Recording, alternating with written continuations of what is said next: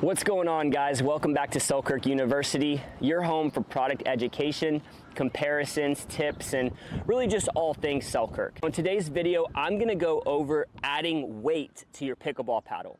Now, adding weight to your pickleball paddle can create a lot of advantages. I found this especially to be true on my Project 008. So in this video, I'm gonna go over kind of how I decide where to put weight on the paddle, the advantages of putting weight at different locations, and then at the end, I'll kind of go over how I chose to set up my Project 008 for optimal performance. Let's get into it. So the first thing I want to go over is how do I decide where to put weight on a specific paddle?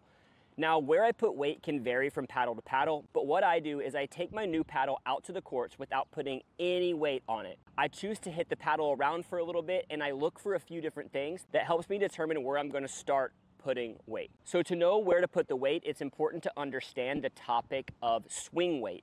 Now, a lot of people, when they get a paddle, they're very concerned with the static weight of the paddle, meaning does this paddle weigh 7.7 ounces or does this paddle weigh 8.2 ounces and so on.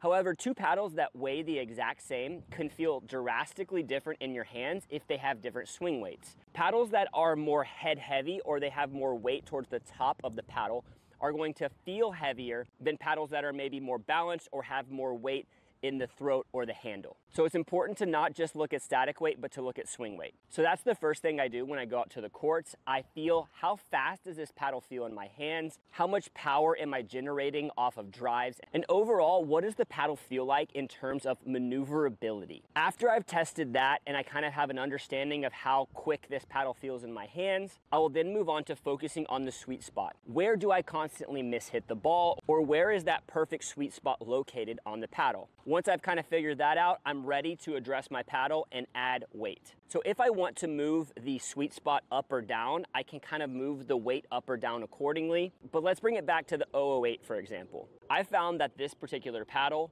wasn't too head heavy, and I kind of wanted a little bit more power, and I wanted to move that sweet spot up a little bit. So as I'll show you at the end, I added a little bit more weight to the top of my 008 than I do my other paddles. So it's important to note you can try out weight in different locations and then kind of adjust accordingly.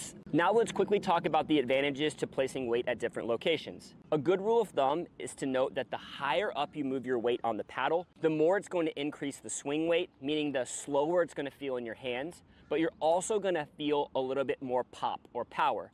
So if you need help with your drives or serves, you could sacrifice a little hand speed and move that weight to the top corners of the paddle. If, however, your drives and serves feel good and you want a little bit more stability for your dinks and soft shots, you could put weight at the throat or the bottom of the paddle. And if you need a little help with your resets or that mid-court game, you could throw weight on the sides of the paddle. Throwing weight on the sides of the paddle will help its ability to not over twist in your hand. Now, as promised, I'm gonna show you kind of how I set up my 008.